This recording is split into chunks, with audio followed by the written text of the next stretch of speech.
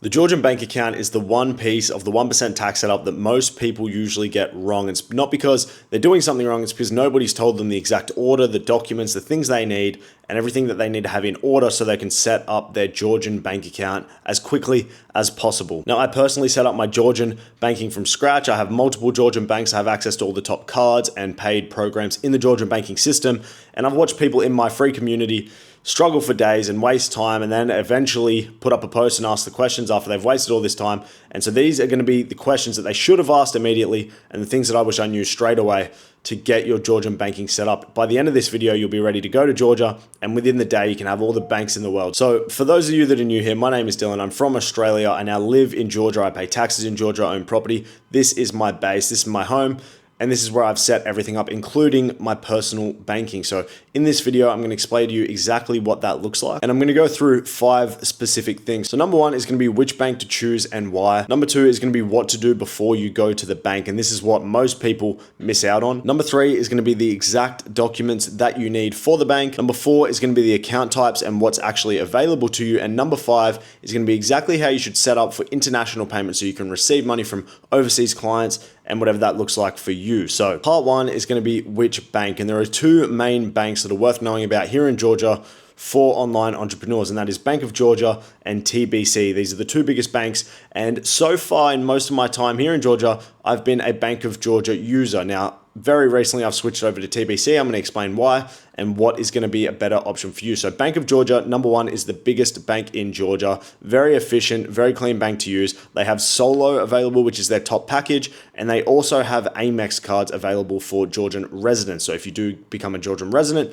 you have access to the Amex credit cards. Now, they're a very easy to use bank. Most of their options and setup and account types are very similar to TBC.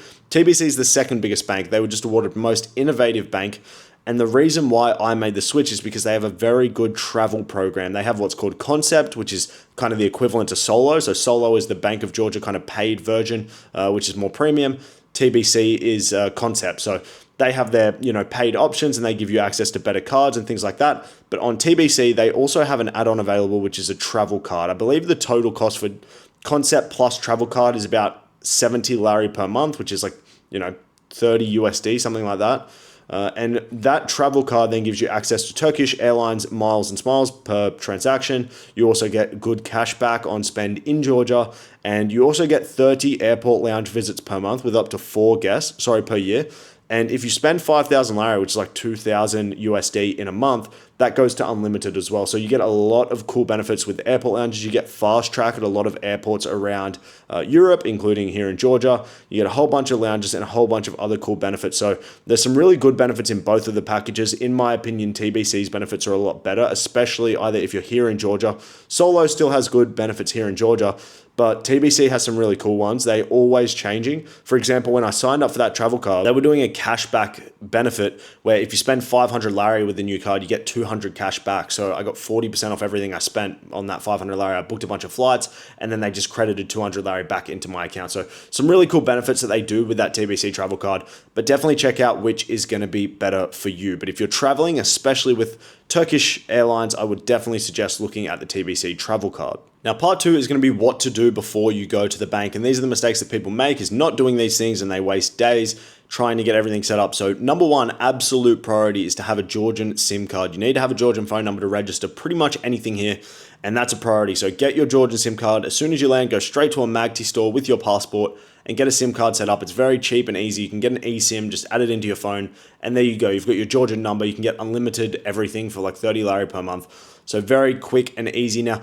number 2, if you're going to be registering a business here, I suggest doing that first, and you need to have your virtual address for that, because if you have that paper with you, then the bank will use the address of your virtual address as your banking address. So you can get that IE registered. If you have that as the address, then the bank will use that as your address, and everything is linked to that one virtual address. So that's what I did.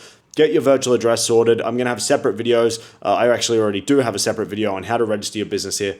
So I would suggest, and this is not necessary because you can use your home country address for most of the banking stuff here. And like recently when I signed up for TBC, they didn't even ask me for proof of address. They just asked me for an address. But I would suggest if you're going to have an IE, get the virtual address, get the IE registered, and then as soon as you have your IE registration done, take those papers straight to the bank with the passport and set up the bank. That's what I did with Bank of Georgia originally, and it was a very, very simple process, which they registered to the same address as the IE. So the ideal order for your day one, you wake up in Georgia, you take your passport to a magti, you get your SIM card, activate that, go straight to the service hall and get your IE registration done with your new phone number so they can activate everything, take the virtual address with you and get it all linked up, and then take that paper straight to the bank, and all within probably 3 hours, you've got your business registered, you've got your phone working, and you've got your bank registered. You can immediately get a virtual card and you are good to go. It really is that simple for the banking here in Georgia. So that leads me into part number 3, which is exactly which things and documents you will need when you go to the bank. So number 1, absolute necessity, is your passport. You need to have your passport when you go to the bank, Bank of Georgia or TBC. Number 2 is your Georgian phone number, absolute necessity. Number 3, ideally have your virtual address already done here in Georgia. It's best if you can just link your address to your Georgian address, even if that is your virtual address, and have it all registered here. That's going to help not having it linked back to your home country, especially if you're breaking away for tax and all that sort of stuff. It's just good to have everything set up and linked up all within the country. And that leads me to number 4, which is the IE registration. If you're going to register your IE, which most of you will, get that done and take that as well. So take your IE registration, take your virtual address, take your passport, your SIM card, and have it all ready to go so they have everything they need. And that's what I did with Bank of Georgia. And like I said, I had an account set up in like 20 minutes because they didn't even ask me any questions. It was all there. So take those documents ideally, and it'll be pretty much instant. When I went to TBC recently, I didn't bring any IE registration or proof of address with me. I had it on my phone if they needed it, but they didn't ask me for any of it. So you don't always need those things. But especially for your first bank account, they may have seen that I have a Bank of Georgia account and got the details from there. I don't know. So especially when you're setting up your first bank account, it's really good to have those additional documents with you. Now, part number 4 is the account types. And this is going to be pretty much the same depending on which bank you choose. There's going to be solo with Bank of Georgia or TBC concept, like I said. So both of them operate in pretty much the same way. And that is that they're both multi-currency accounts. They have USD, Lari, of course, Euro or pound, both of them the same, and you're going to get an IBAN for each currency. So no matter which way, if you're receiving a payment from the US, the UK, whatever that looks like, as an international transfer, you can send it by IBAN to that account. Now, you can also do that from Wise or whatever that looks like. I'll go into that in the next step, but those are the currency account types. Now, there's going to be different accounts in each one. You can set up with just a free account and just get a basic card that doesn't really do much. Good to receive and spend money. If you're not going to be here, a great option just to have a foreign bank account. But if you are going to be here, then you want to look at the benefits of each individual package. Like I said, TBC has Concept. That's what I'm now using. I'm canceling Solo and switching to that. Solo has 3 tiers, and they do have an Amex, but what they don't tell you is that you need to be a resident when you get that, because I did intend to get that straight away, but I haven't finished my residency process of getting an actual residency here, separate to tax residency. So you need that and an ID card here in Georgia to get the Amex. So I suggest looking at the TBC concept and travel card, like I said, especially if you travel often. Otherwise, if you're just going to be here, planted here and set up here, Solo is a cheap and good option too. So those are the account types. Definitely check it out. And like I said, they're all multi-currency. Now, that leads me to part number 5 that I want to touch on with you guys, which is receiving international transfers. My suggestion for this is that it is good to have a Georgian Wise account. You can register Wise with your Georgian address as a Georgian setup and just do your KYC with your passport. That's fine with Wise. You can also register a Georgian business account, Wise, with your IE if you have an IE. Now, the reason I say this is that it's good for me, for example, receiving AU dollars sometimes from Australian clients. I will invoice from the Wise, they will pay the Wise, and then I can transfer it to USD and send it straight from Wise to my Georgian bank. You can do all that. You can compile your money in Wise, transfer it all over to USD at the mid-market rate, which is going to be better than the bank rate, and then transfer it to your bank by IBAN. It will take a couple of hours. So a really good middle account to have is the Wise for that setup. But one thing to note is that Georgian Wise accounts cannot have a card. You can't actually get a card with your Georgian Wise. You can just have the account set up and transfer money to and from. So really good middle ground. Like I said, good to receive certain currencies, especially if you have friends and family from your home country sending you money for whatever reason. You can just give them local bank details. For me, that's BSB and account number in Australia or whatever that looks like in your country. So I do suggest having that Wise. Have your TBC or Bank of Georgia account saved as a recipient, and then you can just transfer it into USD, Lari, whatever currency you use. You can also use Lari and Wise.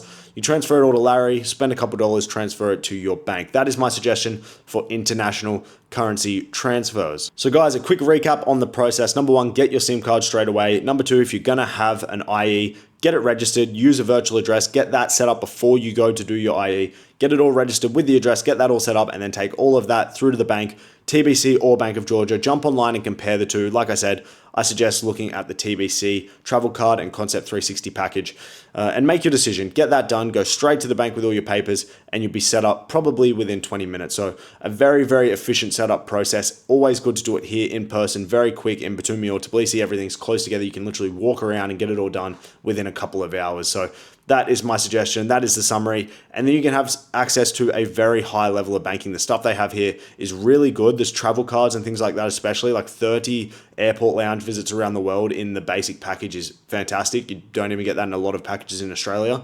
So very, very good benefits to the banking here. Now, I hope this video has been helpful, guys.